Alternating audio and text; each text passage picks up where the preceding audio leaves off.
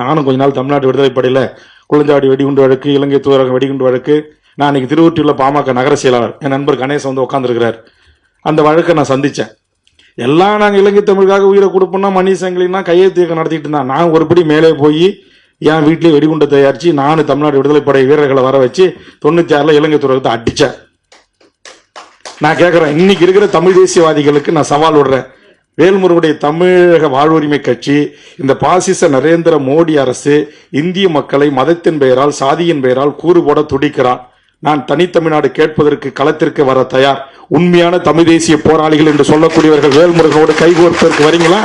நான் தமிழ்நாடு விடுதலை படைக்கிட்ட ஆயுத பயிற்சி எடுத்திருக்கேன். எனக்கு ஏதோ கொஞ்சம் நாட்டு வெடிகுண்டு செய்ய தெரியும். எனக்கு AK-74 பார்க்க தெரியாது. ஆனா AK-47, AK-56 அல்லது பிஸ்டல் இதெல்லாம் கைட்டி மாட்டி தொடச்சி பிரஷர் போட்டு தொடச்சி கரெக்டா கோக்கிறதுக்கெல்லாம் தெரியும்.